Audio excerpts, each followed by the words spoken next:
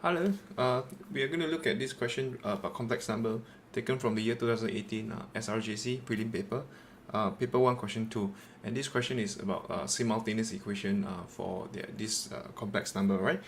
So you are given that two complex numbers z and w satisfy this equation, number 1 and number 2. Alright, so at a glance it may look a bit complicated, but I typically just say that when you're trying to solve the simultaneous equation for complex numbers, just treat it as algebra. It's actually the same thing. You just need to express z as a subject, sub into the other equation and try and solve it, right? So in this case, I would say that the obvious one would just factorize the z out and try and sub into the other equation and solve, but it will look a bit difficult because there is a reciprocal. This z here would just make it a reciprocal, so it may look a bit difficult. So we're just going to try and substitute the w here on the second equation to the first one and see what we can make out of it, right? So I'm just going to write the two equation out. So z w conjugate plus 2z equals to 59. I'm going to label it as 1, and 2w plus 3z equals to 1.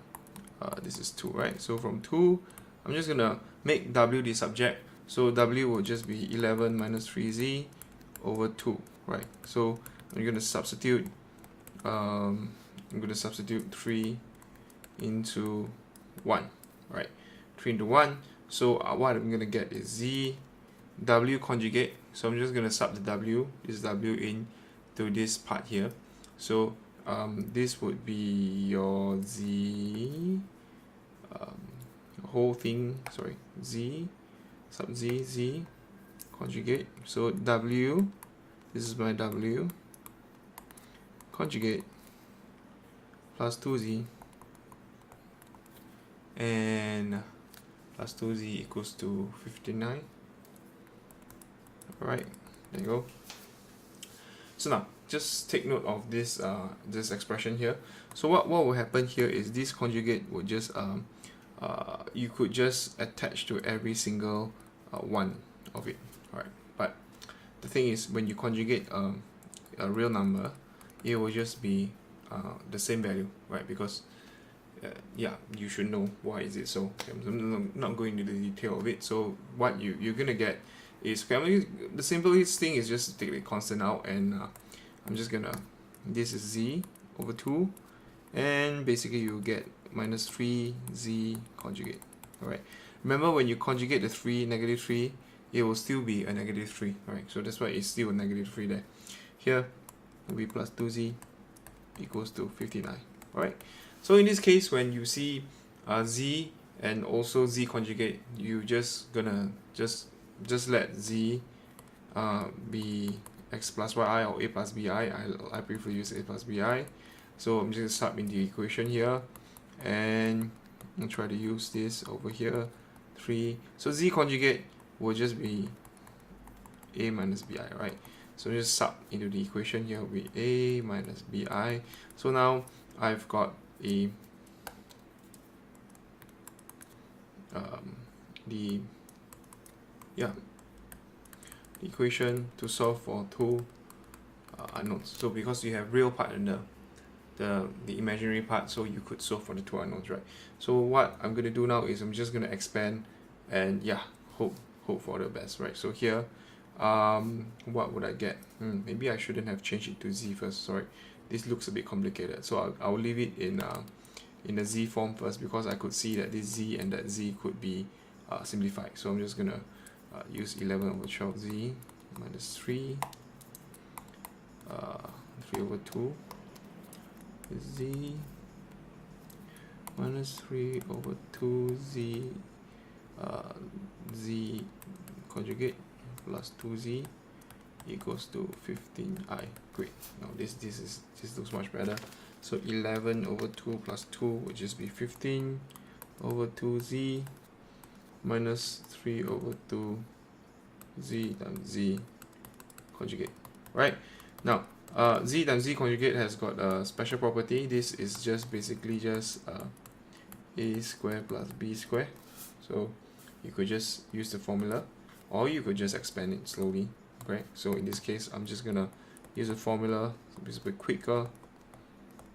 Minus 3 over 2 a squared plus b squared, right? Well, this is pretty cool because this whole thing is a real number, so it's gonna save me a lot of time. So I'm gonna compare the real and the imaginary on both sides. The only imaginary part would just be 15 over 2b, right? I think 15 over 2b. So let's just do this quick. This is the real part, and the imaginary part. All right, there you go. That's the imaginary part.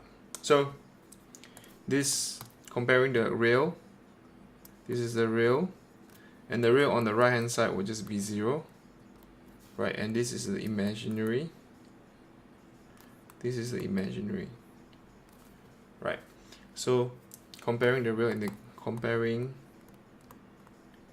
the real and imaginary parts,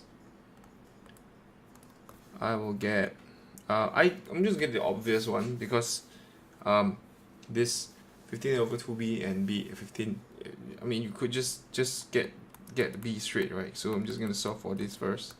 So this would give me b cancel off, which would be b equals 2, right? And for the real part, this is 15 over 2a minus 3 over 2a squared plus 2 squared, right? And you have got 0 on this side here, I believe. A squared, yeah, 15, yes, 0 on the other side. So what I'm gonna do is I'm just gonna try and solve this. So solving this would means I need to use quadratic equation. I'm just gonna multiply with 2 throughout. This is 15a minus 3a squared.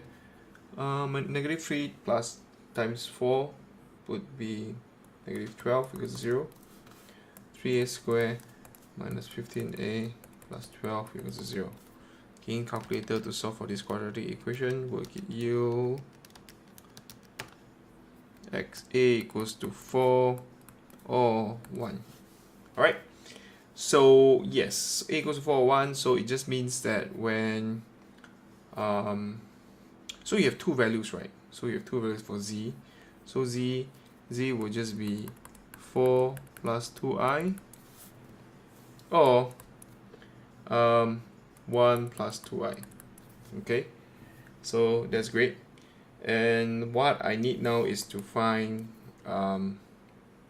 w, right? So w, so when this will corresponds to w, where w is given by the formula 11 minus 3z over 2. 11 minus 3z over 2. 11 minus 3z over 2 corresponding to this, and this will correspond 11 minus 3z over 2, right? So just key calculator, 11 3z plus 3, this will give me negative half minus 3i, or this will give me the just 11 plus 2i